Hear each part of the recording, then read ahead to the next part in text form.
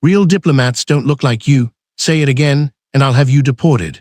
Agent Philip Drummond dropped Ambassador Chisom Eze's diplomatic passport onto the inspection counter like it was counterfeit currency, his short-sleeved border uniform tight across his shoulders as he leaned forward under the blazing overhead fluorescence of Terminal 4 Processing Hall. The midday sun poured through the skylights above them, catching the gold seal on the passport cover and the ivory blazer Chisom wore pressed and perfect, tailored black trousers holding a crease sharp enough to cut glass. She had spoken to 3 heads of state before breakfast. She had signed an oil treaty worth $40 billion in this same suit. She stood completely still, hands flat on the counter, and looked at the man holding her credentials with the kind of measured calm that only comes from knowing exactly what is about to happen to him. He had no idea the emergency line at the State Department was about to light up or that by morning his name would be in the Oval Office. Welcome to Frost Folktales. This is where we tell the stories of those who were underestimated, dismissed, and targeted, yet chose courage over silence. If these stories move you, subscribe and be part of a community that refuses to let them fade into the background. Terminal 4 International Arrivals Processing Hall was the kind of space that humbled most people who entered it. The overhead fluorescence ran in long, unbroken rows across a ceiling that was 30 feet high, casting flat white light without a single shadow anywhere in the room. The skylights above them were enormous, cut into the roof at intervals that allowed the full midday sun to pour down in broad golden columns, landing on the polished floors and the rows of inspection counters like something between architecture and interrogation. There were 22 counters in operation. Uniformed agents sat or stood behind each one. The hall smelled of recycled air and industrial cleaner and the particular anxious energy of several hundred people who had been on planes for a very long time and wanted nothing more than to be through this room and into the city beyond it. Chisom Eze had been through this room 11 times in the past 3 years. She knew where the cameras were.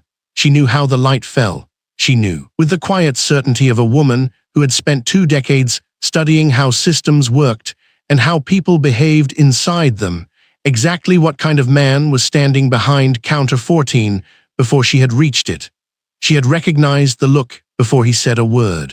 Philip Drummond was broad-shouldered and pale, somewhere in his mid-40s, with a jaw set at an angle that suggested permanent skepticism and eyes that had made a judgment about Chisom as somewhere between the moment she placed her diplomatic satchel on the counter and the moment she slid her passport across it. His ID badge caught the fluorescent light above them. His short-sleeved uniform was pressed, his posture official, and his expression was the particular kind of blank that is not actually blank at all, but is instead a very specific decision to withhold acknowledgement. He looked at the passport. He looked at her. He looked at the passport again. He did not look at her the way a border agent looks at a diplomat. He looked at her the way a man looks at something that does not belong. He picked up the passport, turned it over once, and then dropped it back onto the counter with a sound that was entirely too casual, too deliberate, too much like a verdict dressed as a gesture. Real diplomats don't look like you, he said. Say it again, and I'll have you deported. The processing hall did not go silent. It was too large and too busy for that, but the 2 travelers behind Chisom in the queue and the junior agent standing 3 feet to Drummond's left all registered it. The junior agent, a young man barely past 25 whose name tag read T. Reyes, looked briefly at the floor.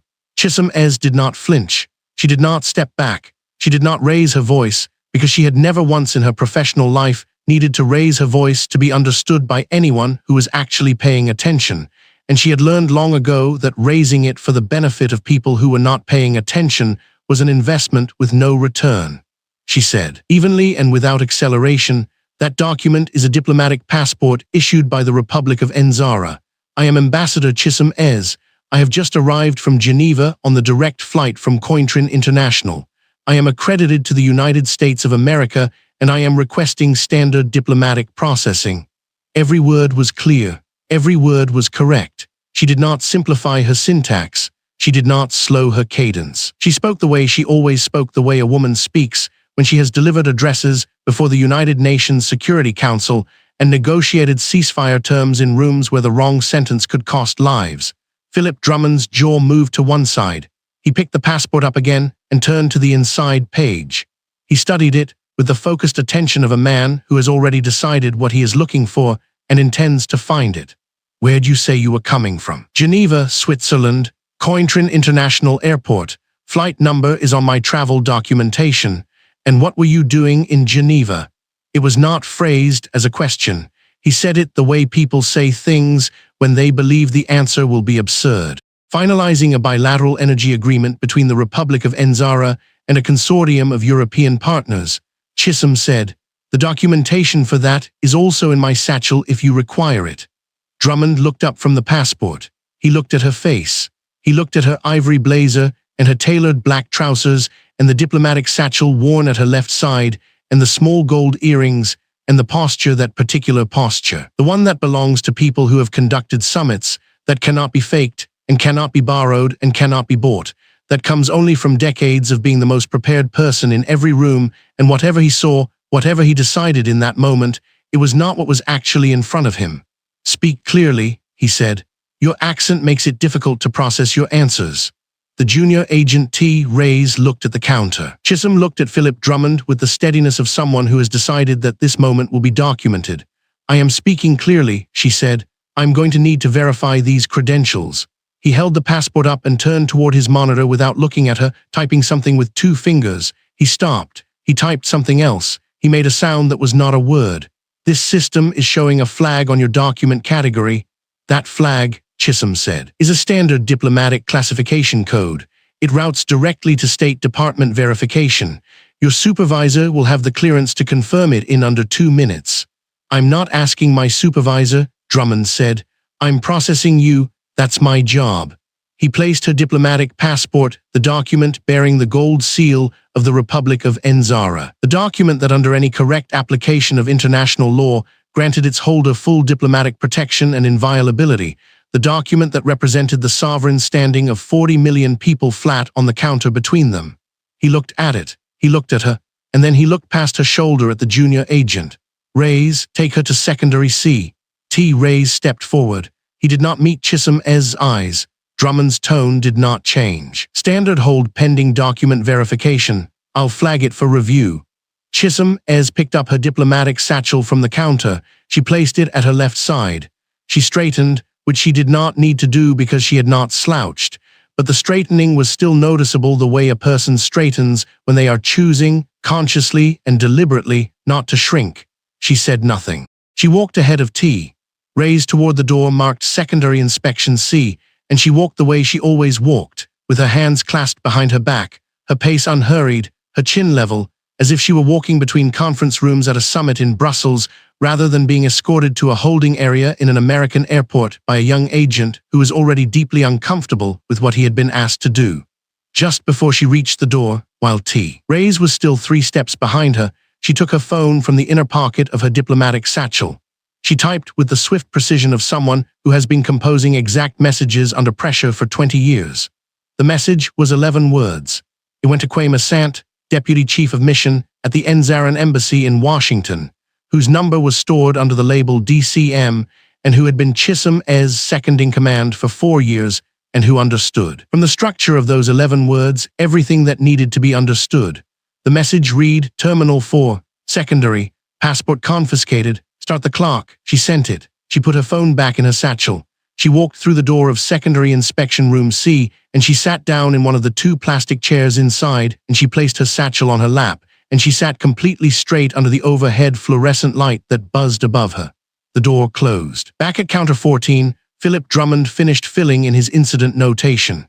He wrote 3 sentences. He did not call his supervisor. He was not concerned. He was, by all observable measures, entirely satisfied with what he had done. He picked up Chisom Eze's diplomatic passport, the gold seal catching the light from the skylights above for one last moment, and he placed it in a gray plastic bin. He slid the bin under his counter. He turned away. He picked up the next document from the next traveler and went back to work. He did not know that, at the Enzaran Embassy on Massachusetts Avenue in Washington, D.C., Chisom Eze had just read 11 words on a screen and was already reaching for a second phone. He did not know that those 11 words were now moving east across 3 time zones at the speed of a cellular signal. He did not know that, in Geneva, a $40 billion oil treaty bore the fresh ink signature of the woman currently sitting in a plastic chair 40 feet behind him. He did not know any of it. That was the problem. That had always been the problem. And that problem, starting from this exact moment, from the gray plastic bin under counter 14, from the buzz of a fluorescent light in a windowless room, from the quiet click of a send button on a diplomatic phone, was about to become the most expensive misreading of a passport in the history of United States foreign relations. The gold seal sat in the dark under the counter. The clock had started. The overhead light in secondary inspection room C hummed at exactly the frequency of something that wanted to bother you, not loud enough to complain about, not loud enough to silence. Just present a low, persistent drone that lived at the edge of attention and refused to leave it. The walls were white and unmarked. The table was bolted to the floor with 4 steel brackets, as though someone had once tried to move it, and that could never be permitted again. 2 plastic chairs faced each other across the table, and the chair nearest the door had a small crack along its left rear leg that suggested it had been sat in by a very large number of very unhappy people. Ambassador Chisom Eze sat in the other chair. She sat with her spine straight and her feet flat on the floor, and her diplomatic satchel resting across her lap, with both hands settled on top of it. And she looked like someone who had chosen this room rather than been placed in it. The fluorescent panel above her blazed without shadow, the same relentless overhead brightness that filled every public space in Terminal 4, and it caught the small gold earrings at her jaw and threw back 2 tiny points of light.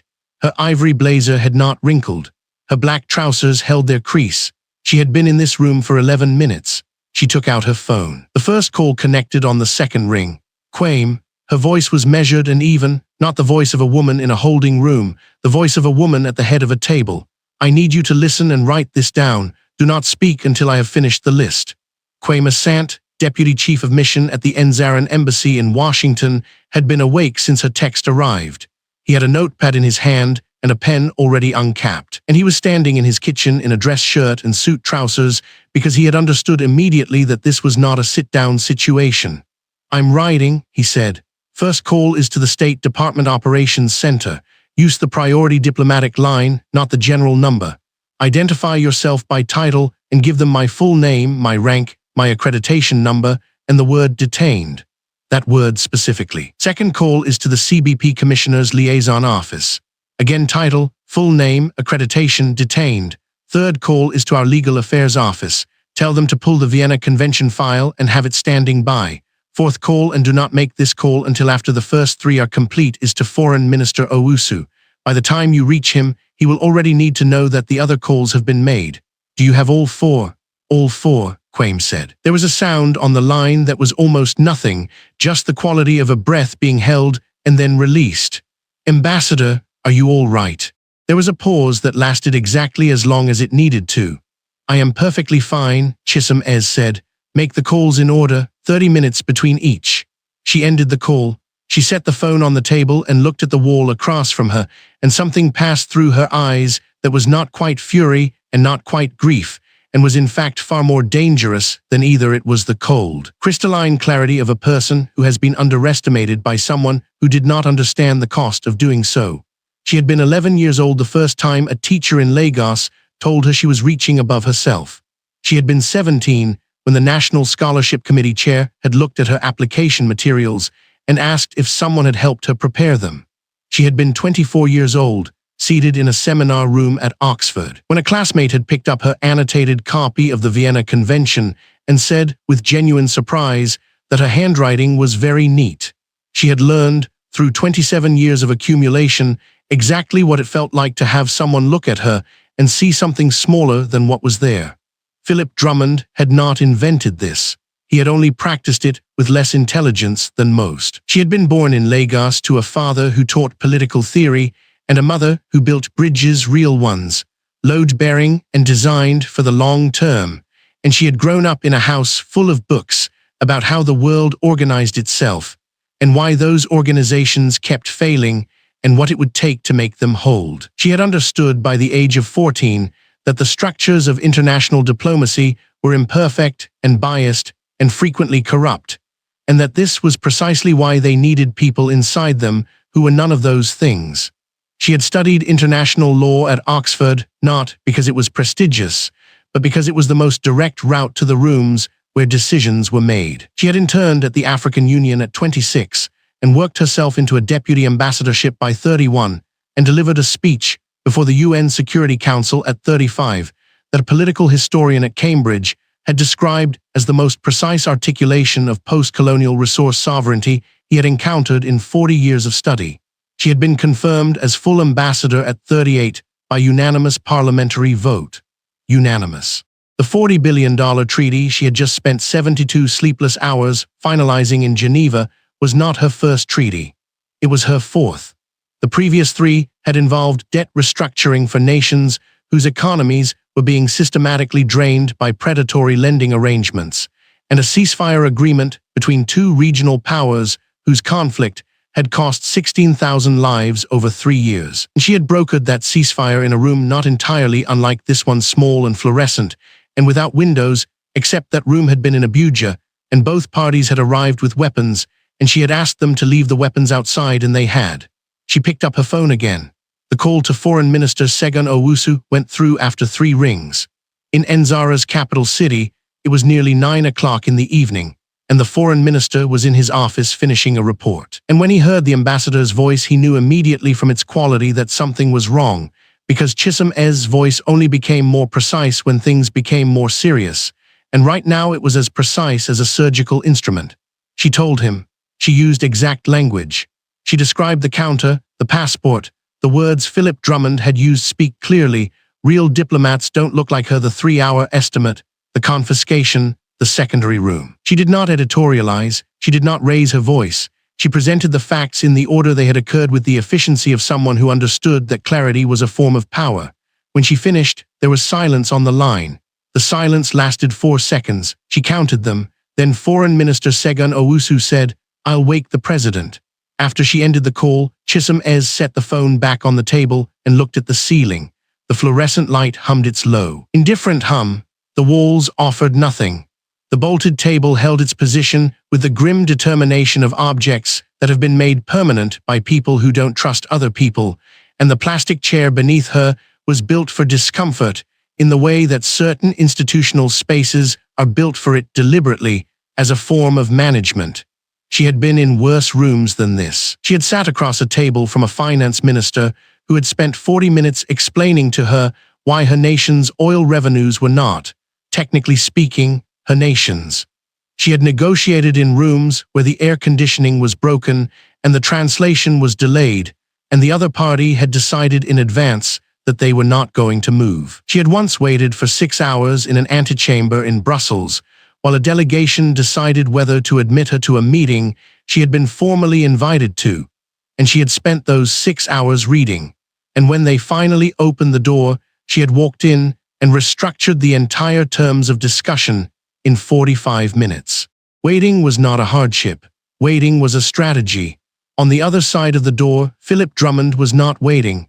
Philip Drummond was at his counter, processing the next traveler, jaw set with the particular satisfaction of a man who believes he has handled a situation.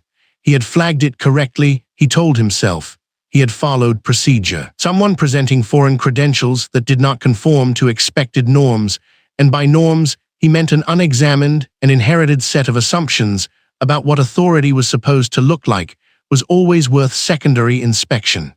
He had done his job.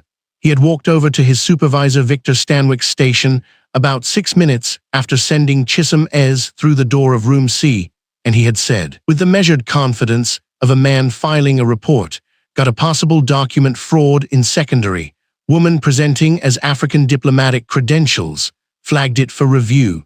Victor Stanwyck had not looked up from his computer. Victor Stanwyck had been managing this processing floor for 9 years and had heard a version of this sentence more times than he could count. And he had long ago developed the particular bureaucratic skill of registering information without fully absorbing it. Write it up, Stanwyck said. Already started, Drummond said. Neither of them said anything more. Drummond returned to his counter. Stanwyck continued whatever he was doing on his screen. The morning processed its travelers in long fluorescent rows, and the skylight above Terminal 4 held the midday sun and sent it down in clean white columns across the inspection hall, and nothing looked different from the outside, and nothing was. Except in room C, the phone was already in use again. Because Chisom Eze was on her third call, now the Legal Affairs Office, exactly as she had instructed Quaim to prepare them, and she was discussing Article 29 of the Vienna Convention on Diplomatic Relations in the kind of calm, methodical language that lawyers use when they are not arguing a case, but simply reminding someone that a case already exists and is not going to go away.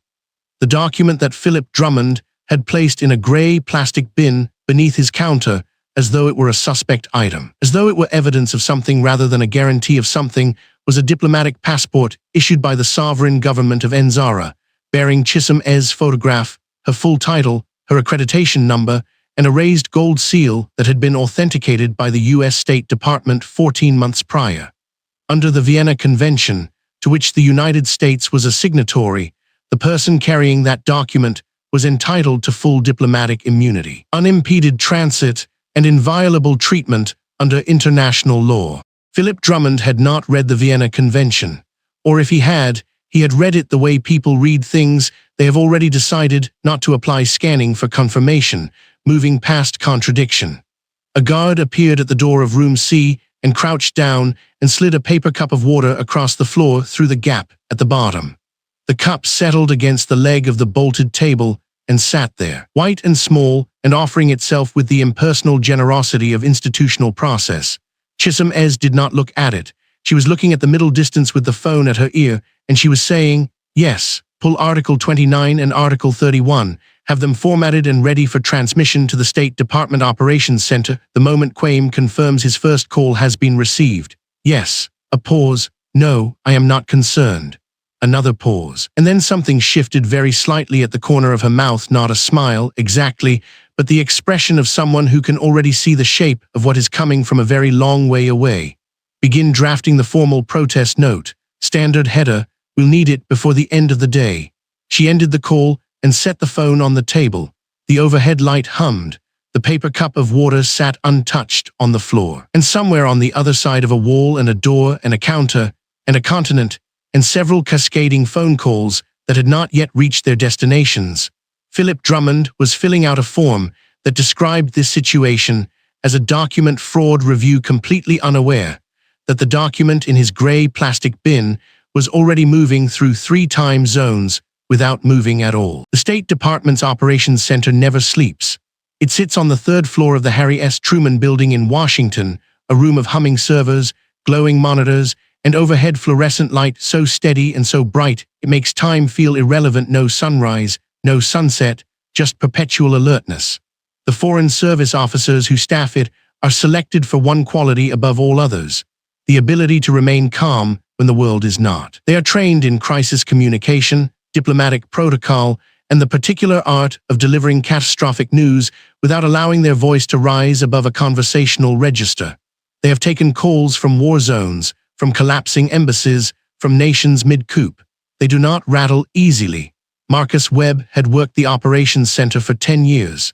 He had taken calls from Kabul during a siege. He had relayed messages during a hostage situation in West Africa that lasted 11 days. He was, by any institutional measure, unshakable. When the priority diplomatic line rang at 7:43 p.m., and a calm, precise voice identified itself as Deputy Chief of Mission Quaim Eze of the Nzaran Embassy in Washington, Marcus Webb answered the way he always answered: measured, professional, ready.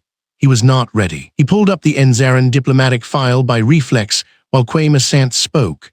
The file loaded in 3 seconds. Ambassador Chisom Eze's photograph appeared at the top of the page: formal portrait, full diplomatic credentials, accreditation status confirmed by the State Department 14 months prior. Her name was linked to the Geneva Treaty signing from 72 hours ago, a $40 billion oil framework that had made the front page of every major financial publication in the Western world. Marcus Webb read the first 2 lines of the file and went very still.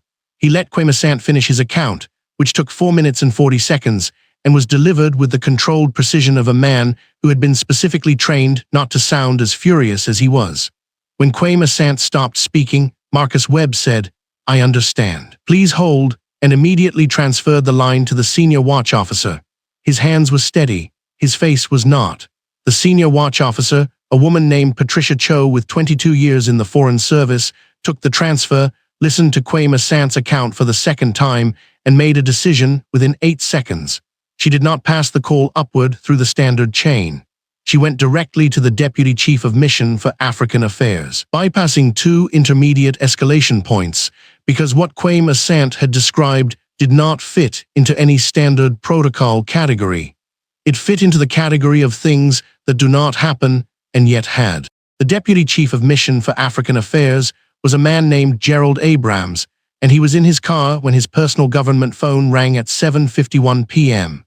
He pulled over. He listened to Patricia Cho's summary, which she delivered in 90 seconds with the precision of someone who understood that every second she spent talking was a second not spent resolving the situation. Gerald Abrams said 2 words when she finished. Call Delaney. Patricia Cho had already dialed before he finished the sentence. Secretary of State Franklin Delaney was at home. He was at his kitchen table, eating a dinner he had been looking forward to since noon: roasted chicken, rice, a glass of water, because he had a speech to prepare for the following morning, and he no longer drank wine before speeches. His wife was beside him. His phone was face down on the table because he had learned years ago that a face-down phone felt marginally less like a leash.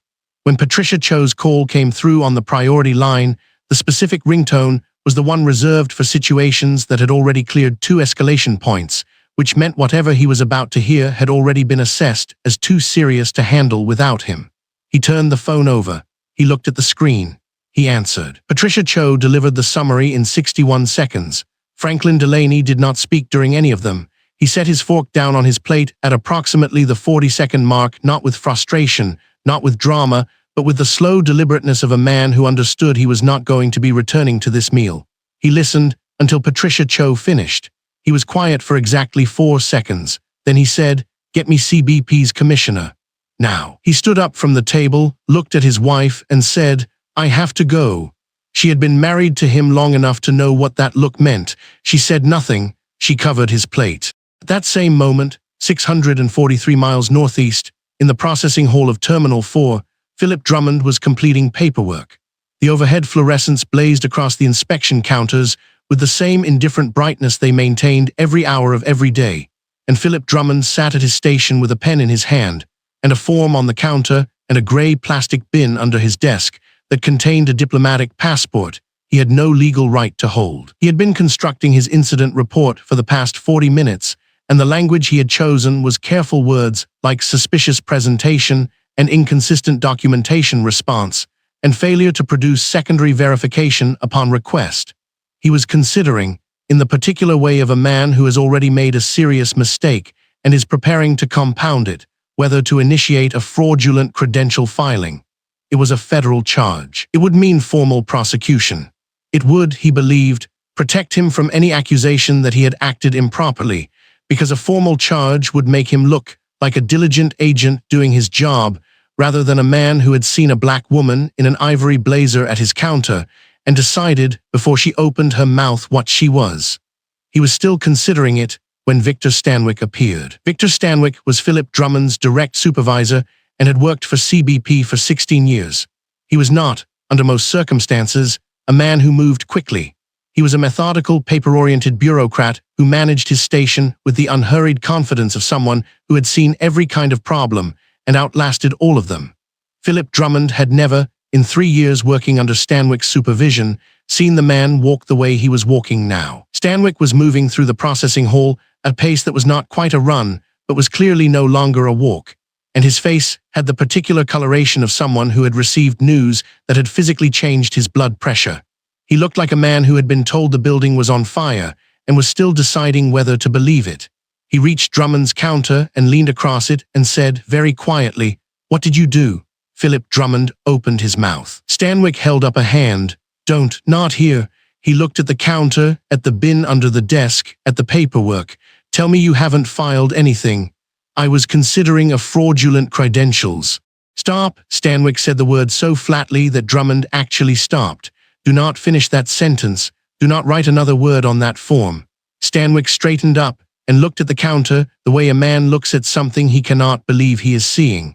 I just received a call from the regional director, who received a call from headquarters, who received a call from the State Department of the United States of America. He said it the way people say things they cannot believe they are saying. The Secretary of State, Philip, the Secretary of State is currently on a call with CBP's commissioner because of what you did at this counter. Philip Drummond's pen was still in his hand. He became aware of it and set it down. She's an ambassador, Stanwyck said. A sitting, fully accredited, internationally recognized ambassador representing a sovereign nation that just signed a $40 billion trade agreement with us. Her passport was valid. Her credentials were valid. Everything she handed you was exactly what it said it was, and you put it in a bin. Stanwyck looked at Drummond the way people look at things that are irretrievably broken. You need to go to room C right now. You need to return that passport, and you need to walk her out of secondary. Those are your instructions. Those are the only instructions you have. Philip Drummond stood. He retrieved the diplomatic passport from the gray plastic bin. He held it in his hand and looked at the gold seal on the cover, the Enzaran crest, embossed and unmistakable, and said nothing, because there was nothing to say that would have been useful. The walk from the processing counter to secondary inspection room C took 47 seconds. Drummond made it in silence. The diplomatic passport in his right hand, the fluorescent light of the processing hall following him all the way to the corridor. He stopped outside the door of room C. He could hear, faintly, through the door, a voice. Chisom Eze's voice. She was speaking in the measured, unhurried cadence of someone conducting a professional call, the kind of voice that carries authority not by being loud, but by being completely sure of itself. He could not make out the words. He could make out the tone. It was the tone of a person who had never, for a single moment inside room C, believed that this room had any power over her. He knocked. There was a brief pause. The voice continued for another 30 seconds. Then, silence. He opened the door. The overhead fluorescent in room C cast its flat, even light across the white walls and the bolted table and the two plastic chairs. Chisom Eze was seated exactly as she had been when he last saw her, perfectly straight, diplomatic satchel on her lap, posture carrying the same unhurried authority it had carried at his counter. Her phone was in her hand. She was looking at him with an expression that was not anger and was not relief and was not surprise. It was the expression of a person who had known with complete certainty that this moment was coming and had simply been waiting for it to arrive. She held up one finger. Philip Drummond stopped in the doorway. She lifted the phone back to her ear and said in a clear and even voice, "Kwame, I'll need the full schedule confirmed for tomorrow morning, and please ensure that Minister Owusu has received the update from our end." "Yes, thank you." She lowered the phone. She looked at Philip Drummond. She did not stand. She waited. He stepped forward and extended the diplomatic passport across the table with a hand that was no longer steady. The slight tremor in his fingers was not dramatic. It was small, and it was real, and it was the only visible evidence of the 3-hour chain reaction that had traveled from this room to Washington and back again. Chisom Eze reached out and took the passport from his hand. She did not snatch it. She did not make him feel the taking of it. She simply took it with the calm of someone reclaiming an object that had never legitimately left her possession, because it hadn't. She placed it in her diplomatic satchel and closed the clasp. She stood. She was taller than he remembered, or perhaps she had simply been seated when he last saw her, and standing changed the entire geometry of the room. She smoothed the front of her ivory blazer with one hand and picked up her satchel with the other, and looked at Philip Drummond for exactly long enough to let the silence say what neither of them needed to say out loud. Then she walked to the door. He stepped aside. She walked through it ahead of him, back into the fluorescent corridor, back toward the terminal, her footsteps unhurried, her shoulders unbowed, the gold crest on her satchel catching the overhead light with every step. Behind her, Philip Drummond followed, and somewhere in Washington, Franklin Delaney was still on the phone, and somewhere in Enzara's capital, a foreign minister had already woken his president, and the $40 billion question of what happens next was no longer Philip Drummond's to answer. It never had been. The clock on the wall of the private residence wing of Enzara's presidential palace read 11:47 p.m. when the knock came. Not a timid knock. Not the kind a junior aide delivers at midnight when they are uncertain whether the interruption is worth their career. This was the knock of Foreign Minister Segun Owusu, 3 sharp, deliberate strikes against the mahogany door, the kind of knock that carries its own apology inside it. Because the man delivering it already knows there is no apology large enough for what he is about to say. President Eze had not been deeply asleep. Heads of state rarely are, not truly, not in the way ordinary people sleep. She had been in that suspended middle place between thought and rest, her mind still running quiet calculations about infrastructure budgets and a border water dispute she needed to resolve before Thursday. When the knock came, she was sitting up before the second strike landed. She opened the door herself. Segun Owusu stood in the hallway in a dark blue suit that he had clearly not changed from the evening, his phone held at his side. There were lines around his eyes that had nothing to do with fatigue and everything to do with the kind of controlled fury that senior officials learn to wear like a second skin so they do not say the wrong thing before they have said the right one. He said, "Madam President, it is Chisom." She stepped back. He came in, she closed the door. The private office adjoining her residence was a room of modest dimensions and extraordinary function, a wide desk of dark acacia wood, a reading lamp that cast a warm amber light across the surface, 2 chairs for guests, a bookshelf that held legal volumes and personal photographs in equal measure, and a window that at this hour showed nothing but the dark shape of the garden below and the orange glow of the city beyond. President Eze sat at the desk, in a cloth print nightrobe deep green and gold, the fabric chosen by her grandmother's tailor 30 years ago and replicated every year since on her instruction, and she read. Kwame Asant's notes had been transmitted through the embassy's secure messaging system and printed by Owusu's office before he drove here. She read each paragraph with the deliberate pace of someone who already knows that speed will not help, that what is on these pages needs to be understood fully before any word is spoken in response. The terminal, the counter, the dropped passport, the phrase "real diplomats don't look like her," the 3 hours in a room with no windows and a bolted table, the confiscated document, the text message, the calls. She read it word for word. When she finished, she set the pages down in a neat, parallel stack at the edge of the desk. She did not raise her voice. She did not exhale slowly for theatrical effect. She sat for exactly 4 seconds in the silence of her own office, and then she picked up her personal cell phone, not the government line, not the encrypted diplomatic channel, her personal phone, the one whose number fewer than 30 people on the planet possessed. She dialed Chisom Eze. The call connected on the second ring, and the voice on the other end was precisely what President Eze expected it to be: calm, measured, present. Chisom Eze sounded like a woman in a hotel room who had chosen composure not as a performance, but as a weapon, held in reserve until it was needed. They spoke for 4 minutes. The president asked 3 questions.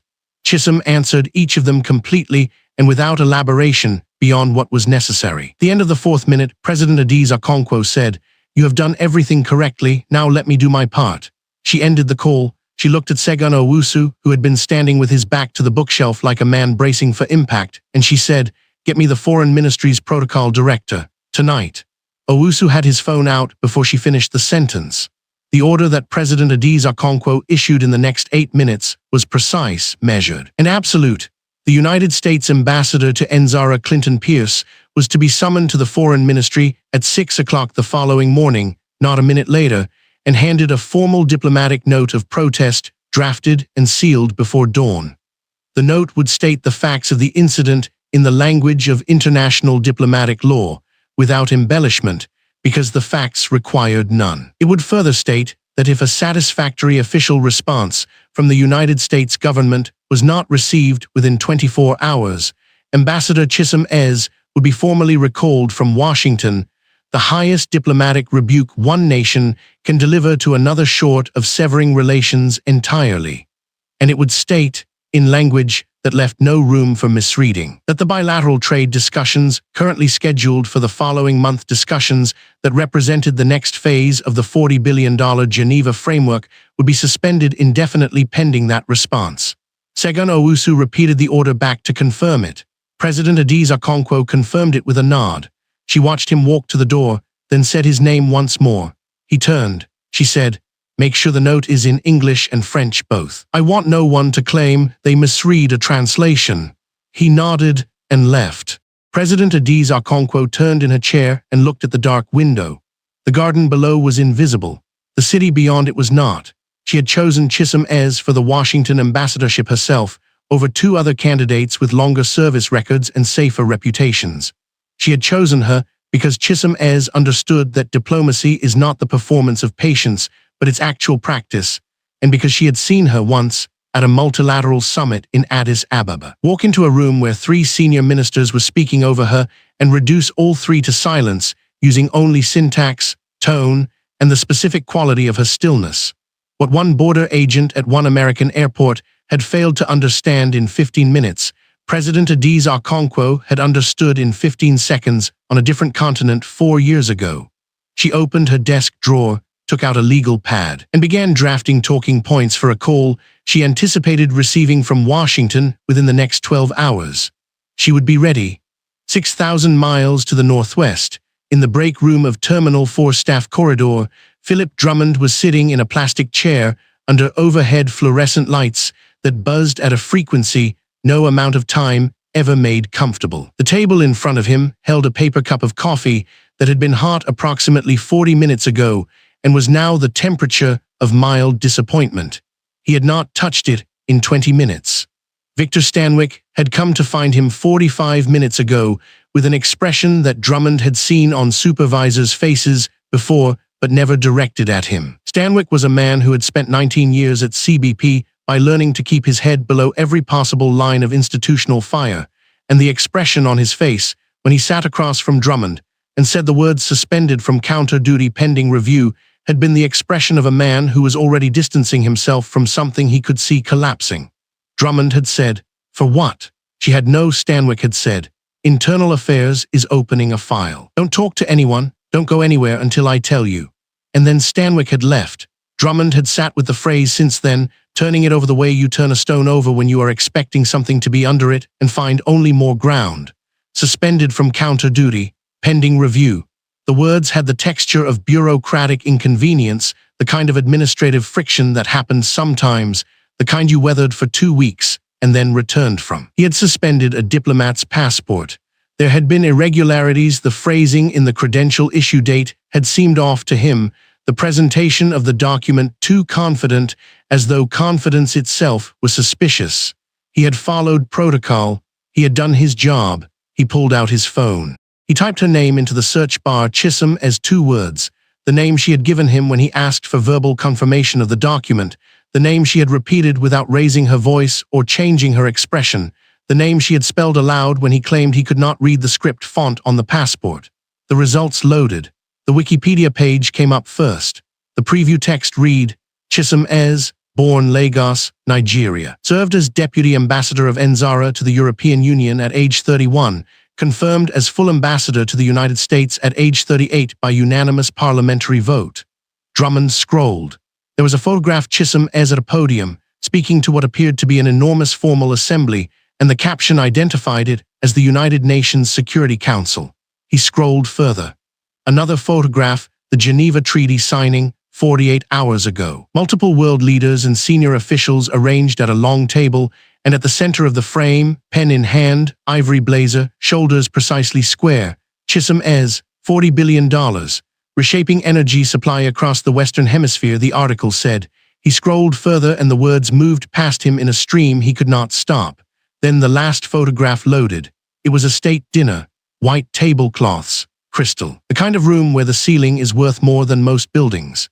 And in the center of the photograph, in a moment clearly captured for the public record, was Chisom Eze in the ivory blazer, the exact blazer she had been wearing when she stood at his counter 6 hours ago, and beside her, hand extended in the formal clasp of diplomatic greeting, smiling for the photograph with the particular practiced warmth of long-term political relationship, was the President of the United States. Philip Drummond looked at that photograph for a long time. The fluorescent light above him buzzed. The coffee cup was cold. Somewhere down the corridor, a door opened and closed, and the sound of footsteps approached and then receded, and the break room went quiet again in the way that rooms go quiet when the only sound left is the sound a man makes when he understands, fully and without any remaining exit, what he has done. The coffee cup sat in front of him, untouched. The phone screen dimmed after 30 seconds of stillness and went dark. Philip Drummond did not tap it to wake it back up. He sat in the fluorescent light with his hands flat on the table and a quality of stillness about him that was nothing at all like Chisom Eze's stillness. Hers had been the stillness of absolute certainty, and his was the stillness of a man who has just watched the ground disappear from beneath his feet and has not yet begun to fall. In Nzara, President Eze Okonkwo was writing talking points in the amber light of her private office, preparing to receive an apology from the most powerful government on earth. In room C 3 hours ago, Chisom Eze had known this was coming. She had known it the moment she sent the text. She had known it the moment she said nothing, gave nothing, refused the cup of water, and made the calls in order, with the particular composure of a woman who understands that the most devastating response to contempt is not anger, it is patience, followed by consequence, followed by the world watching. Philip Drummond's phone screen stayed dark. The treaty photograph was still on it, just out of sight, and it was the same ivory blazer, and it had always been the same woman, and there had never been a single moment when the document she carried was anything other than exactly what it said it was. He had dropped it on the counter like evidence. It had been evidence, only never of what he thought. The text came in at 1:15 a.m. on a Tuesday, and Miriam Calloway almost missed it. She had been awake anyway, she was almost always awake at this hour. A habit formed across 19 years of breaking news in 14 countries, sitting at the desk in her Washington bureau apartment with a half-finished glass of water and a draft script for a segment about energy policy that she already knew was not going to air. The text arrived on her secondary phone, the one she kept charged and face up for exactly this kind of moment, and it said, "A U.S. border agent confiscated and questioned the validity of a sitting African ambassador's diplomatic passport and held her in secondary for 3 hours. That was all. No name, no airport, no byline on the source. Miriam Calloway read it once. Then she read it again. Then she set down the water glass, opened her laptop, and did not close it again for the next 2 hours and 45 minutes, because Miriam Calloway had been a journalist for 19 years, and she knew exactly what this was. She knew it the way a surgeon knows the moment a scan shows something that should not be there, not with excitement, but with a calm, absolute professional certainty that settles in the chest before the mind has fully caught up with it. A sitting ambassador, a diplomatic passport, secondary detention, 3 hours. These were not the ingredients of a misunderstanding. These were the ingredients of an international incident that someone in the State Department was already frightened enough about to contact a CNN correspondent at 1:15 in the morning. She called her first verification source at 1:22 a.m. He answered on the second ring, which told her he was also awake, which told her the story was already moving through channels she could not yet see. He gave her one word, confirmed. She called her second source at 1:38 a.m., a woman whose name she would never print, who spoke in the careful, stripped-down language of someone reading from notes while simultaneously trying not to be overheard. This source gave her the ambassador's name. Chisom Eze. Miriam typed it into her search bar at 1:41 a.m., and by 1:42 a.m. she was sitting very still, reading a Wikipedia entry. 3 separate State Department press releases, a foreign policy profile from the previous year, and a photograph of Chisom Eze standing at a podium before the United Nations Security Council in a room so formal it looked carved from institutional stone. She cross-referenced the name against the wire reports from the previous 72 hours and found it immediately: Geneva, the treaty signing, the $40 billion oil framework. The photograph of Chisom Eze's signature at the bottom of a document that would reshape energy supply across the Western Hemisphere. Miriam Calloway leaned back in her chair. Then she leaned forward again and called her bureau producer. By 2:30 a.m. she had 3 confirmed sources, a verified identity, and a timeline that ran from the moment Chisom Eze landed in Terminal 4 to the moment the State Department's Operations Center had been placed on emergency footing. She had the words "document fraud" appearing in an internal CBP note that someone had seen and described to her in specific enough detail that she trusted it.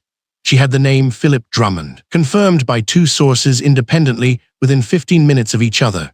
She had a rough outline of the calls that had moved from the airport to a regional director to CBP headquarters to the State Department to the personal dinner table of Secretary Franklin Delaney.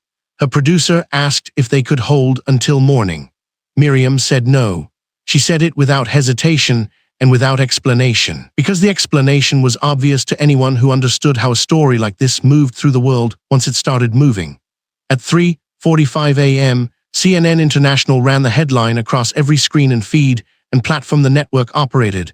U.S. border agent detains African ambassador at airport, State Department issues emergency apology. The story carried Miriam Calloway's byline. It named Chisom Eze. It named Philip Drummond. It laid out the timeline with the precision of a federal filing, because that was how Miriam wrote when she knew the story was going to matter, not with color, not with flourish, but with the clean institutional weight of fact, placed beside fact, until the picture became impossible to look away from. The story was 11 minutes old when BBC World Service picked it up. Al Jazeera ran a segment at 4:20 a.m. that began with the Geneva Treaty footage, the moment Chisom Eze's pen touched the paper, and the camera caught the quiet satisfaction on her face, and then cut directly to the words Secondary Inspection Room C in a font that made the room sound like what it was. A place where a woman of that stature should never have been placed. The segment ran for 4 minutes and 30 seconds and was shared 140,000 times before 5 a.m. The African Union's Communication Office released a formal statement at 4:55 a.m. The statement was 3 paragraphs. The first paragraph expressed the Union's deep concern. The second paragraph noted the obligations of all signatory nations under the Vienna Convention on Diplomatic Relations. The third paragraph was a single sentence. Member states stand in full solidarity with Ambassador Chisom Eze and the Republic of Nzara. By the time that statement landed in international wire feeds, the story was trending in 11 countries. In London, Lagos, Nairobi, Accra, Paris, Johannesburg, Ottawa, Berlin, Tokyo, Brasilia, and Washington, the name Chisom Eze was moving faster than any communications team at any agency or department had the capacity to manage. Reporters were calling the State Department's press line. Reporters were calling CBP's Public Affairs Office. Reporters were calling the Nzaran Embassy in Washington, where Kwame Sant, who had not slept, answered 3 of those calls himself before routing the rest to the embassy's media coordinator with instructions to provide only the formal statement Chisom Eze had already approved. The statement was 4 sentences long and contained no anger. It stated the facts. It referenced the appropriate articles of international law. It closed with a line that several journalists quoted in full within the first hour. Ambassador Eze is prepared to fulfill her duties to the Republic of Nzara and to the international community she serves, and she will do so today as scheduled. That last phrase, today as scheduled, did something to the story that Miriam Calloway recognized immediately when she read it. It turned Chisom Eze from a subject into a protagonist. It told the world that whatever had happened in Terminal 4, it had not stopped anything. It had not slowed anything. It had not diminished a single item on a schedule that was now going to be carried out under the full attention of a global press corps that had not existed when she landed yesterday afternoon. Rafael Herrera had been awake since midnight. He was not a man who normally lost sleep over his work. He supervised a gate at a major international airport. He managed schedules and staffing and the particular bureaucratic anxieties of airline operations, and he did that work with the competence of someone who had done it for 11 years and expected to do it for 11 more. But what he had watched in Terminal 4 Processing Hall the previous afternoon had not left him. He had watched it with the specific discomfort of a person who knows something is wrong and has not yet decided what to do with that knowledge. Airport security had contacted him at 9 p.m. about the Terminal 4 CCTV footage. They needed to preserve it. He had confirmed that it existed, that it was intact, and that the camera angles in that section of the processing hall were by a combination of design and luck, almost ideally positioned. He had then called his union representative, because he was a careful man, and he wanted to understand what his obligations were before he found himself in a situation where he was being asked to explain himself to people who were better at asking questions than he was at answering them. His union representative had told him to cooperate fully with any federal request and to document everything he did in writing from this point forward. Rafael Herrera had pulled up the footage on his own authorized terminal and watched it once, from beginning to end, before passing it up the chain. The overhead fluorescents in Terminal 4 Processing Hall were institutional grade and unforgiving. They cast no shadows. They revealed everything with the flat, honest clarity of a room designed to see through false presentations, though that design had not anticipated the particular irony of its own use in this situation. The footage showed Philip Drummond at his counter. It showed the moment Chisom Eze approached in her ivory blazer and tailored black trousers. It showed him picking up the diplomatic passport and dropping it back onto the counter's surface, not placing it, dropping it with the particular deliberateness of a man making a point. The footage captured his posture, his expression, the angle of his jaw. It captured the moment he leaned forward and said something that made the junior agent standing nearby look briefly at the floor. It captured Chisom Eze standing absolutely still through all of it, her diplomatic satchel at her left side, her hands eventually clasped behind her back as she was directed toward the secondary corridor. The footage was time-stamped. It was angled perfectly. It was the kind of documentation that transformed a personal account into a public record, and a public record into evidence. By the time Miriam Calloway's second story, which included a description of the footage provided by a source with direct knowledge of its contents, went live at 5:15 a.m., that description alone had been quoted in 47 other news reports across 6 languages. In a hotel suite 6 floors above a Washington street that was beginning to fill with the first pale edge of morning traffic, Chisom Eze sat in a chair by the window. She was wearing a deep navy blazer over a white blouse and charcoal trousers that held their press with the same unyielding precision as everything else she wore. Her diplomatic satchel sat on the desk behind her, the gold crest catching the light from the bedside lamp the same way it caught every light in every room she entered. The television was on. The CNN segment was running not for the first time, because they had run it 3 times in the hour she had been sitting here, and the headline moved across the bottom of the screen in the steady, relentless scroll of institutional news that has decided something matters. She watched the segment with the same expression she brought to every piece of information that required assessment rather than reaction. She watched Miriam Calloway deliver the story from a Washington set with the composure of a journalist who understands that the story is larger than her delivery of it. She watched the split-screen comparison that someone in CNN's graphics department had assembled, the Geneva Treaty photograph on the left, showing Chisom Eze's signature and the room full of assembled dignitaries. On the right, the words Secondary Inspection Room see in stark white text on a gray background. She watched the African Union statement scroll through. She watched a brief clip of Kwame Assante's voice, not his face, just his voice reading a short passage from the embassy's official statement into a phone at some hour of the morning that he would never fully account for. She turned the television off. She had a speech to deliver at the State Department in 6 hours. She had reviewed it 3 times before landing yesterday. She knew it by the kind of knowledge that lives in the body rather than the mind, the way a musician knows a piece of music, not by remembering it, but by having inhabited it so completely that forgetting is no longer a structural possibility. She set her phone face down on the table beside the chair. She closed her eyes.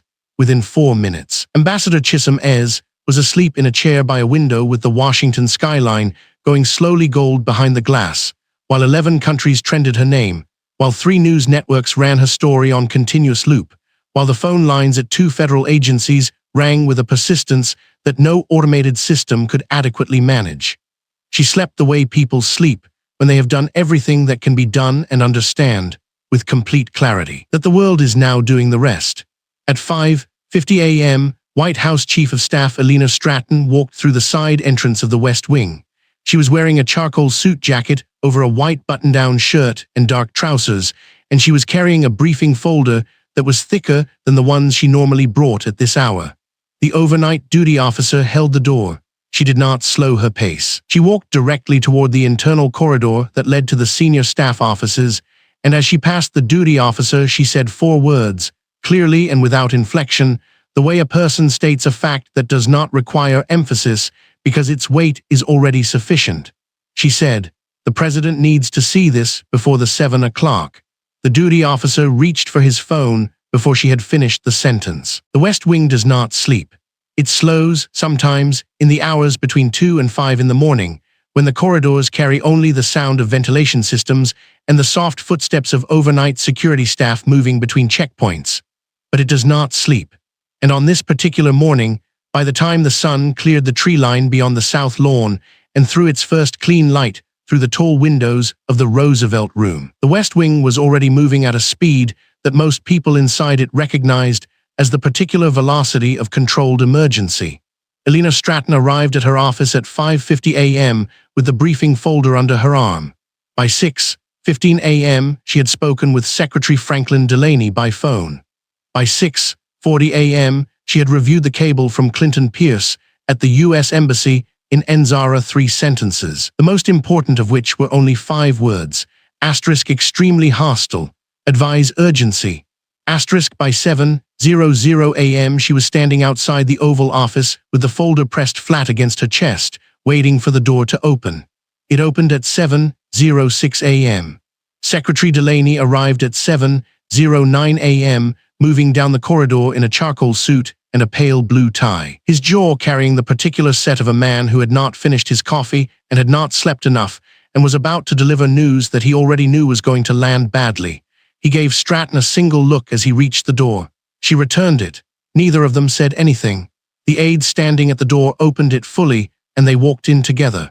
The President of the United States was at the Resolute desk, reading through the morning intelligence summary. The overhead lights in the Oval Office were fully on, crisp and even, supplemented by the natural daylight now flooding through the tall south-facing windows. The room smelled faintly of coffee and paper. The President looked up as Stratton and Delaney positioned themselves across the desk and said nothing for a moment, taking in the expressions on both of their faces, the way experienced executives read a room before anyone speaks. "Tell me," the President said. Elena Stratton opened the briefing folder. What followed was 12 minutes of precise, unsparing summary. Stratton spoke first, laying the factual timeline from the moment Ambassador Chisom Eze's flight landed at Terminal 4 through the 3 hours in Secondary Inspection Room C, through the State Department emergency call chain, through the overnight media eruption that had now placed the story on the front page of every major international outlet from London to Lagos. She did not soften the language. She read Philip Drummond's written incident report, aloud, the one he had submitted before understanding who he was dealing with, and the language in that report, placed inside the Oval Office at 7:12 in the morning, sounded like what it was: the written record of a man who had looked at one of the most decorated diplomats on the African continent and seen nothing worth respecting. Secretary Delaney took over when Stratton finished. He placed a separate briefing sheet on the desk, a single page, dense with numbers, and walked the President through the Nzara trade framework. 14 months of negotiation, 6 rounds of ministerial talks, a $40 billion oil supply agreement tied directly to domestic energy pricing projections for the next fiscal cycle. The framework was not yet signed into force at the treaty level. That ceremony was still pending, which meant it could still collapse, which meant that what Philip Drummond had done in Terminal 4 while completing paperwork was not merely a civil rights violation and a diplomatic protocol breach. It was a potential economic catastrophe dressed in a short-sleeved border uniform. The President listened to all of it without interrupting once. When Delaney finished, the President was quiet for a moment. Then, "Where is Ambassador Eze now?" "Her hotel suite," Stratton said. "She has a scheduled engagement at the State Department at 1 o'clock this afternoon. She slept." The President held that information for a beat. There was something in the expression that followed, not quite admiration, but in the neighborhood of it, before the President looked back at Delaney and said, "Get me President Okonkwo." The call was placed through the White House Situation Room communications system at 7:31 a.m. Washington time, which was 2:31 p.m. in Nzara's capital. The connection took 4 minutes to establish and verify. During those 4 minutes, Stratton stood to the left of the Resolute desk, Delaney stood to the right, and no one spoke. The room was very quiet. Sunlight moved across the carpet. When President Eze Okonkwo's voice came through the speaker, measured, precise, with the quality of someone who had already decided what she was and was not going to say, the President of the United States leaned forward slightly and began. The call lasted 11 minutes. The President spoke first and spoke at length, delivering a formal apology on behalf of the United States government that was as direct and unambiguous as diplomatic language permits. The apology covered the confiscation of a valid diplomatic passport. It covered the detention. It covered the language Philip Drummond had used, language which had by now been transmitted through official State Department channels as part of the incident record, and which left no room for interpretation about what kind of contempt had been operating behind that counter. The President did not use the word *regrettable. The President used the word *wrong. President Eze Okonkwo listened to all of it without interruption. When the president finished, there was a pause of perhaps 3 seconds, a pause that, in that room, in that silence, felt considerably longer before President Okonkwo spoke. Her voice carried no anger. It carried something more durable than anger. It carried the particular composure of a head of state who understood that composure itself was the most powerful instrument available to her in this moment. Just as it had been for her ambassador sitting in a fluorescent-lit room with a bolted table and an untouched paper cup of water. She said that the apology was heard and formally noted.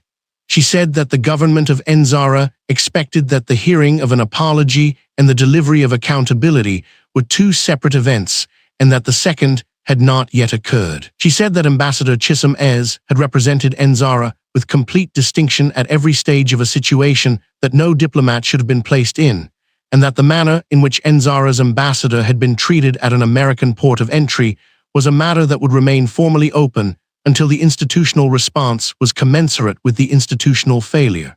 She said this in 4 sentences. Each one was exact. The call ended at 7:42 a.m. Delaney exhaled slowly. Stratton made a note. The president looked at the Resolute desk for a moment, then looked up and said, "I want a full accountability report on my desk by Friday, and I want it to be real." Stratton said, "Yes." The federal building, where CBP Internal Affairs investigator Joanna Blackwell conducted her interview with Philip Drummond, was 11 miles from the White House, on a street lined with maple trees that were just beginning to lose their leaves. The building was functional and unremarkable, overhead fluorescent lighting in every corridor, gray carpet, the particular institutional quiet of a place where serious things are processed without ceremony. Joanna Blackwell arrived at 8:15 a.m. She was 44 years old, had spent 9 years in federal internal affairs investigation, and had the particular quality of stillness that investigators develop when they have learned that silence, deployed correctly, does more work than any question. She wore a dark gray blazer over a white fitted shirt, with black trousers and flat shoes. She carried a leather document case in her right hand. The conference room she had been assigned was on the 3rd floor, a rectangle of a room with a table bolted to the floor, 4 chairs, an overhead fluorescent panel that buzzed very faintly if you listened for it, and a single high window through which the morning sky was visible in a narrow band above the building line across the street. She set her document case on the table, opened it, and arranged 3 items in a row: a printed copy of Drummond's written incident report, a printed still image from the Terminal 4 CCTV footage timestamp visible, counter visible, the diplomatic passport visible mid-drop, and a paperback-sized printed booklet with a cover that read, *Vienna Convention on Diplomatic Relations, 1961. Philip Drummond arrived at 8:27 a.m., escorted by a building aide who knocked twice and left. Drummond was in civilian clothes, a navy blue polo shirt and dark jeans, because his uniform and badge were currently held in evidence by Internal Affairs. He was 43 years old and had been with CBP for 11 years. He was a large man who carried his size without ease this morning, moving to the chair across from Blackwell with the particular careful deliberateness of someone who had spent the previous several hours understanding, at last, the full shape of what he had done. He had Googled Chisom Eze the night before. He had seen the Wikipedia page. He had seen the treaty photographs from Geneva. Chisom Eze, at a long table surrounded by European energy ministers, pen in hand, the Nzaran flag positioned to her right. He had seen the UN Security Council speech video, which had over 2 million views. He had seen the photograph of Ambassador Chisom Eze at a White House state dinner, standing in the ivory blazer that he had last seen walking through the door of Secondary Inspection Room C, standing in that blazer next to the President of the United States, both of them in mid-laugh, the East Room chandelier blazing above them. He had sat in his car in his own driveway for a long time after that. He sat down across from Joanna Blackwell now and folded his hands on the table. She looked at him for a moment without speaking. Then she slid the printed CCTV still across the table toward him. He looked at it. He said nothing. She pulled it back. "I want to walk through the incident report you submitted," Blackwell said. Her voice was even and unhurried, the voice of someone who had nowhere else to be. "But before we do that, I'd like you to read something for me." She slid the printed copy of the Vienna Convention across the table. It was bookmarked. The bookmark was a yellow adhesive strip placed precisely at Article 29. She placed her right index finger on the page and said, "From there." Drummond looked at the page. He pulled the booklet slightly closer. In the overhead fluorescent light, his face had the quality of a man who has not slept and has arrived somewhere he cannot leave. He found the line and began to read aloud. His voice was steady at first. Asterisk, "The person of a diplomatic agent shall be inviolable. He shall not be liable to any form of arrest or detention." Asterisk, he stopped. Something shifted in the room, not dramatically, not loudly, but with the definitive weight of a thing landing where it was always going to land. The fluorescent light hummed its faint frequency. Through the narrow window, the morning sky sat perfectly still and blue above the city. Joanna Blackwell said nothing. She let the silence do what silence does. Philip Drummond looked at the words again. Asterisk, inviolable. Asterisk, he had heard that word before, the way anyone who has worked in federal law enforcement for 11 years has heard it. But he had not heard it the way he heard it now, with a Terminal 4 CCTV timestamp attached to it, and a gray plastic bin, and a diplomatic passport face down on a counter, and 3 hours, and everything that had followed from those 3 hours, spreading outward through the State Department and the Oval Office and 2 presidencies and $40 billion, and the particular terrible efficiency of being held accountable not by outrage but by documentation. His voice, when he found it again, was very quiet. Joanna Blackwell uncapped her pen and pulled her legal pad toward her. She wrote the time at the top of the page. Then she looked at Philip Drummond across the table and said, "Let's start from the beginning." Outside the building, 11 miles away, in a hotel suite with windows facing the Washington skyline, Ambassador Chisom Eze was awake. She was dressed deep navy blazer, white blouse, charcoal trousers. She had her diplomatic satchel set beside the door, her phone fully charged, and the morning light coming through the window in long, clean angles across the floor. She had 6 hours before her State Department appointment. She poured herself a cup of tea from the service on the desk, sat down in the chair by the window, and opened her notes. She had work to do. She always did. The United Nations General Assembly Hall seats 1,898 people, and on the morning of the 4th day after the incident at Terminal 4, every single seat was occupied before 9 o'clock. That had not happened in 11 years. The press gallery was standing room only. Correspondents from Reuters, BBC World, Al Jazeera, Le Monde, and 47 other international outlets had filed credential requests through the night. Camera operators were arranged along permitted positions with the careful geometry of people who understood they were about to photograph something that would run on front pages for a week. The delegates from 43 African Union member states had arrived early, some of them, the earliest they had arrived for any session in recent memory, and their section of the floor had the particular quality of a room where everyone is trying to appear composed and succeeding only partially. The interpreters were in their booths. The overhead lights of the General Assembly Hall blazed in their vast circular formation, flooding the chamber with the kind of even, unflinching illumination that reveals everything and flatters nothing. The light found the flags standing in their rows. It found the polished surfaces of the delegate desks. It found the empty podium at the front of the hall, standing alone and waiting. Kwame Sant stood at the far left of the observers' gallery with his hands folded in front of him and his eyes on the entrance door. He had been awake for most of the past 4 days. He did not look tired. He looked like a man who had decided that this moment was worth every hour of lost sleep and had arrived at that conclusion with complete peace. At 9:47 a.m., the doors at the back of the chamber opened. Ambassador Chisom Eze walked in. She wore a deep burgundy blazer over an ivory blouse, the collar sitting precisely at the lapel, and perfectly pressed black trousers with a crease as deliberate and sharp as a diplomatic argument. Her diplomatic satchel hung at her left side.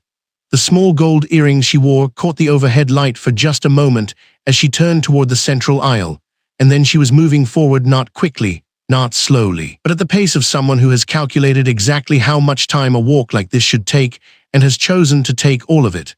The chamber did not erupt. It went quiet.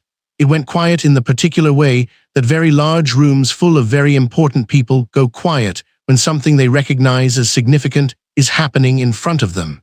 The kind of quiet that is not empty but full of attention, full of awareness, full of the collective understanding that this moment is going to be remembered. Chisom Eze reached the podium.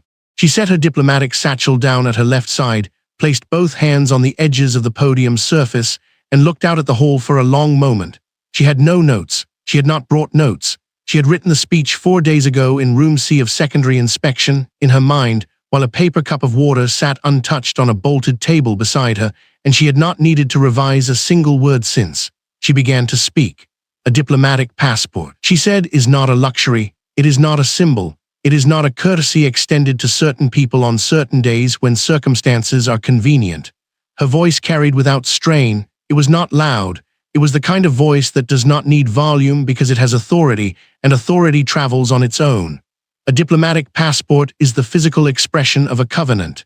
It says, this person has been entrusted by 40 million people to speak on their behalf in rooms they cannot enter, at tables they cannot reach, in moments that will determine their futures. It says, the nation that issued this document stands behind it completely, and it says to every border, every checkpoint, every officer of every state that has signed the foundational conventions of this institution that this document must be honored, not because we are asking for a favor, because we agreed.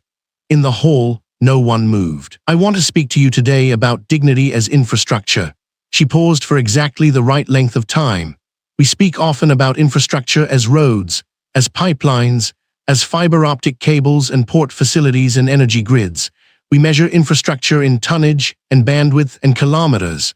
But there is another form of infrastructure that nations build quietly across generations, through the slow accumulation of trust, and that is the infrastructure of dignity.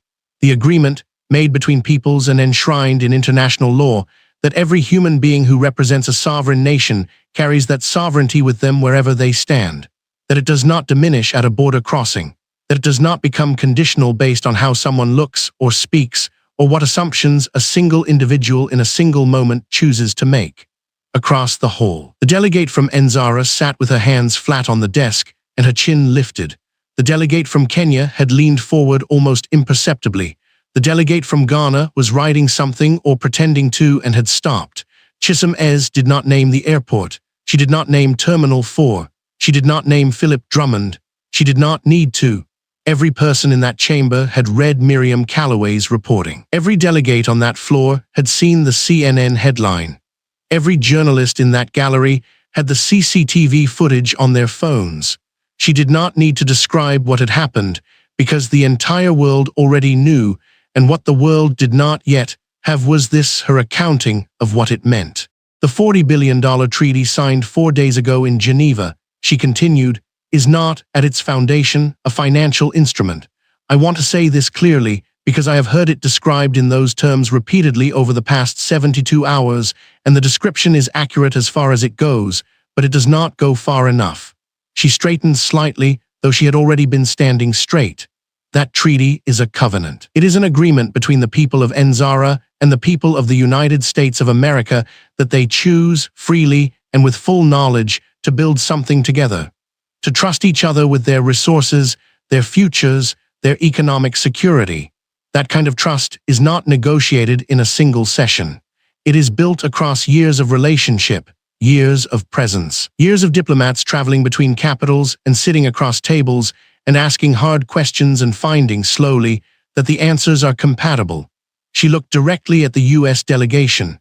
That trust is fragile in the way that all important things are fragile, not because it is weak, but because it is built on the understanding that both parties take it seriously, that both parties recognize what it costs to build and what it would cost to lose. In a federal building 12 blocks south of the United Nations, in a conference room on the 3rd floor with overhead fluorescent lighting and a table that seated 8, Philip Drummond was sitting across from Joanna Blackwell. He was wearing a gray button-down shirt and dark trousers. He was not wearing his badge because his badge had been collected 4 days ago, and the absence of it on his chest had the quality of a wound that was still deciding whether to scar. Joanna Blackwell slid 3 documents across the table toward him. She had the quality of someone who has done this before and does not enjoy it, which is different from someone who does not take it seriously. The first document was the formal charge summary. The second was the internal affairs investigation findings. The third was the acknowledgement form. Philip Drummond looked at the documents and did not pick them up immediately. Through the window, there was a window. Unlike Room C, which had none, the morning light came in flat and honest. Conduct unbecoming a federal officer, Joanna Blackwell said, "Violation of federal diplomatic protocol under the Vienna Convention on Diplomatic Relations, civil rights violation under color of authority." She said it the way a doctor names a diagnosis clearly, without softening it, because softening it would be a form of disrespect. Philip Drummond picked up the pen. Back in the General Assembly Hall, Chisom Eze had reached the final third of her speech. "I was asked recently," she said, "by a journalist whether I was angry." A breath moved through the chamber. "I thought about that question carefully. I gave it the time it deserved, and I want to answer it here on this floor because I think the answer matters." She looked out at the hall, at the rows of delegates, at the press gallery, at the vast circular lights above her head that caught everything in their honest glare. "I was not angry. I was not angry because anger would have been a response to something personal, and what happened was not personal. It was structural. It was the expression of an assumption that certain documents, certain roles, certain kinds of authority belong to certain kinds of people. That assumption is not new. It is very old, and it survives not because it is true, but because no one has placed sufficient pressure on the points where it is weakest." She placed both hands flat on the podium surface. "What I felt in that room was clarity. I felt the absolute clarity of knowing exactly who I was, exactly what I carried, exactly what 40 million people had entrusted me to represent. And I understood that the only response to that kind of clarity, the only response worthy of the people who sent me, was to let the systems built to protect that covenant do what they were built to do." Philip Drummond signed the first document. He signed it slowly, not because he was reluctant, he was past reluctance, but because his hand was not entirely steady, and he was trying to make it steady. And it was not cooperating. Joanna Blackwell waited without expression. He signed the second document. "I speak today not only for Enzara," Chisom Eze said. "I speak for every diplomat who has carried a document that should have protected them and found that protection conditional. I speak for the infrastructure of dignity that we have all agreed, in this building, in these conventions, to uphold. And I speak because I believe I have always believed. It is the conviction on which my entire career has been built that institutions are only as strong as the moments when they are tested." The hall was completely still. This institution was tested 4 days ago, and it responded. The applause began in the African Union section. It began as a single pair of hands, and then became a sound building across the floor of the General Assembly, the way a tide builds, first reaching the delegations closest to the O section, then spreading outward through the hall, reaching the European delegations, the Asian delegations, the Latin American delegations, and then deliberately, visibly, in a gesture that every camera in the gallery captured, the United States delegation rose to its feet. The hall rose with them.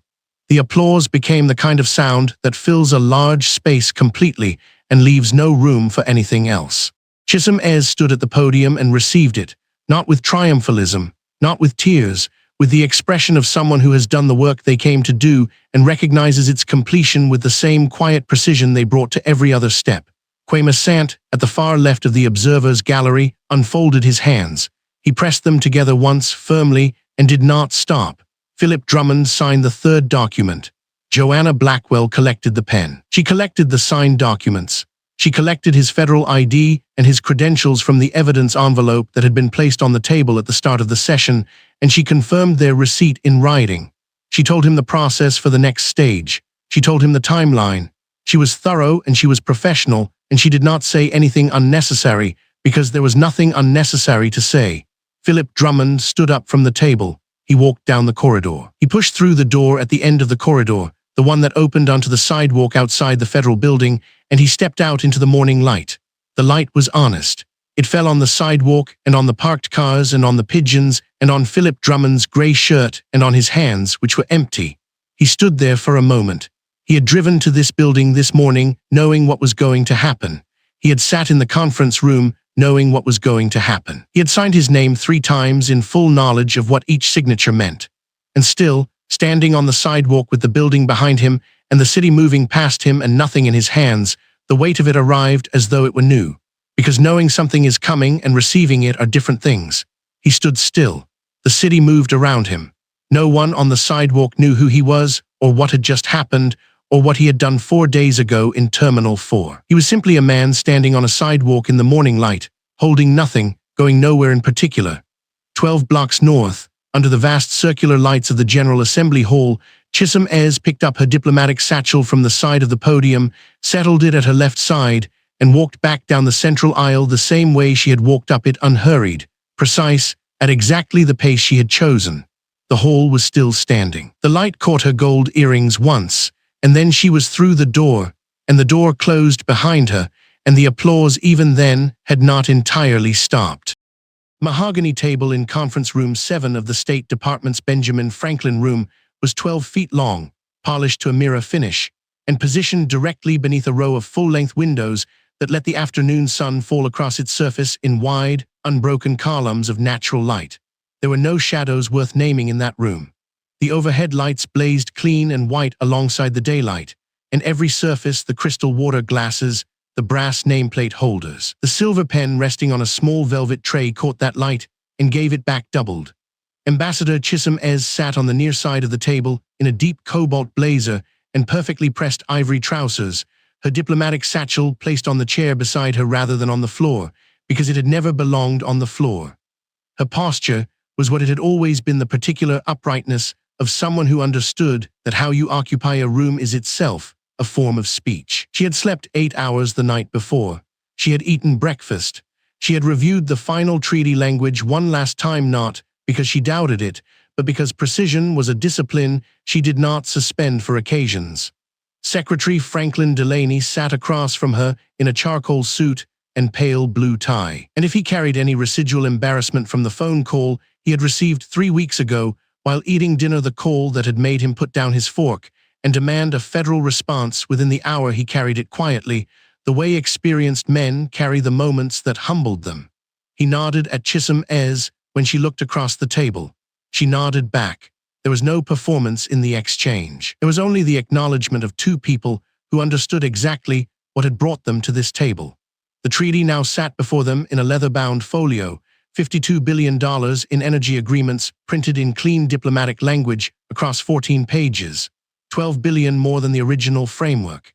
Energy analysts on 3 continents had spent the past 72 hours describing it in terms that belonged to historical record rather than news cycle. The most significant bilateral trade agreement of the decade, a covenant between nations, a restructuring of Western Hemisphere energy supply that would be cited in policy documents for the next 30 years. Chisom Eze had negotiated every expanded provision with the same unhurried precision she brought to everything, not as a demand, not as a grievance, but as the natural result of a nation whose trust had been tested, deciding exactly what restored trust was worth. She lifted the pen from the velvet tray. It was silver-capped, heavier than standard, engraved along its barrel with the Nzaran national crest, a gift from President Eze Okonkwo, delivered by personal courier the morning after the UN General Assembly address, with a handwritten note that said simply, "Sign with this. Let them see it." Chisom Eze had smiled when she read that note. She was smiling now, privately, in the way that belongs to people who know what they are doing and why. The pen moved across the signature line. The photographers arranged along the far wall captured it from 6 angles simultaneously.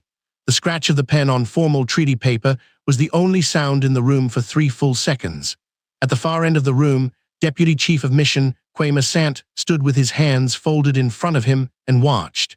He had been the first call she made from Secondary Inspection Room C 23 days ago. He had received a text that read, "Start the clock." He had started it. He watched the pen move across the paper now and said nothing, because nothing needed to be said. The clock had run. This was where it had stopped. That same evening, at 9 o'clock Eastern Time, CNN International aired Miriam Calloway's documentary. 47 minutes of footage, testimony, CCTV clarity, and consequence. It drew the largest audience of any political documentary on the network in 4 years. Rafael Herrera appeared on screen for 6 minutes, describing in careful detail what he had witnessed at Terminal 4 counter, the passport dropped, the dismissal, the posture of a woman who did not break. Joanna Blackwell did not appear on camera, but her investigation did. The Department of Justice had accepted the civil rights violation referral. Philip Drummond was no longer a federal agent. He was, as of 11 days ago, a private citizen facing federal prosecution, and the badge that had once glinted under Terminal 4 fluorescent lights was in an evidence box in a government building he could no longer enter.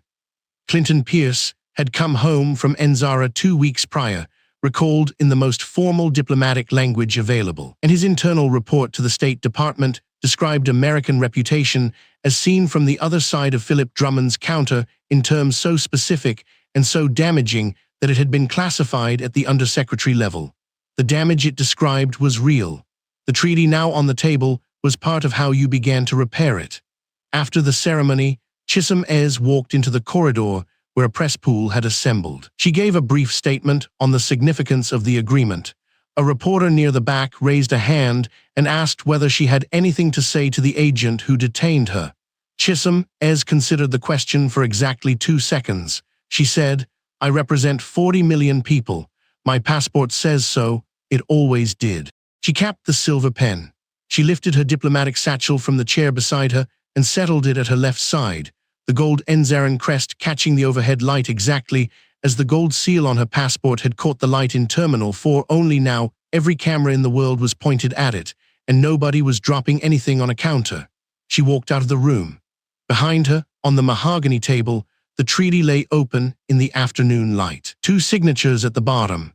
The Enzaran flag standing straight beside the window, 40 million people represented, precisely as they always had been. You just heard a story that history tried to overlook. If it stayed with you, take a second to stand with it. Subscribe, share, and help us keep telling the stories that deserve light, not silence.